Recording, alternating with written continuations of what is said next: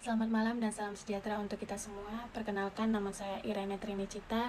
Saya merupakan mahasiswa dari program studi Perencanaan Wilayah dan Kota Universitas Terbuka.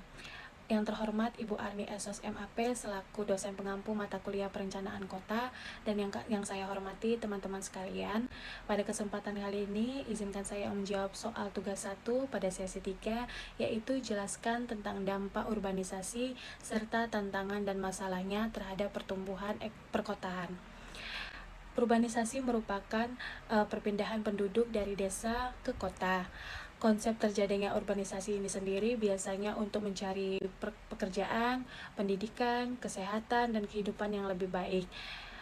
Karena kita kenal kota sebagai pusat kegiatan pemerintah, ekonomi, pendidikan, dan budaya.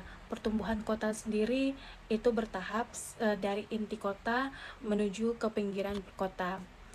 Adapun beberapa dampak besar yang terjadi akibat dari terjadinya urbanisasi ini, yaitu yang pertama dampak positif.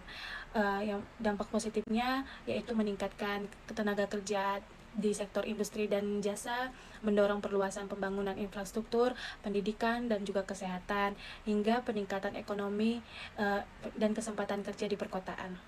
Yang kedua, ada dampak negatif urbanisasi, yaitu jumlah kepadatan penduduk semakin meningkat dengan cepat dan tidak seimbang, dan menimbulkan kemacetan, sampah terus meningkat, adanya polusi udara dan juga air, dan adanya ketimpangan sosial dan ekonomi, meningkatnya permukiman kumuh, hingga tingginya angka pengangguran di kota.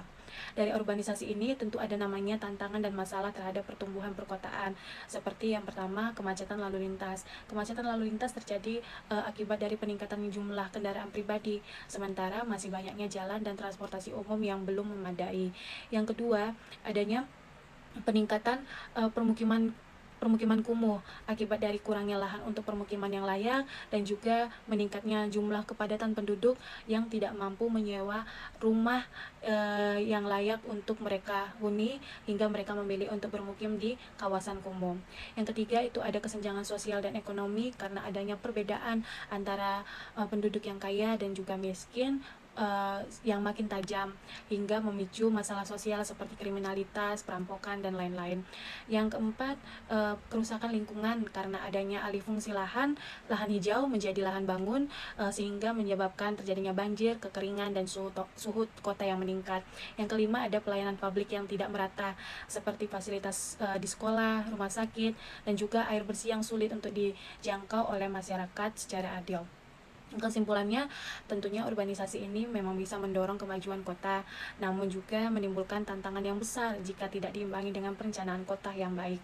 Oleh sebab itu, pentingnya peran pemerintah dan juga masyarakat untuk terus bersama-sama mengelola pertumbuhan perkotaan agar tetap nyaman dan layak huni. Maka demikianlah yang dapat saya sampaikan pada tugas kali ini. Atas perhatiannya, saya ucapkan terima kasih.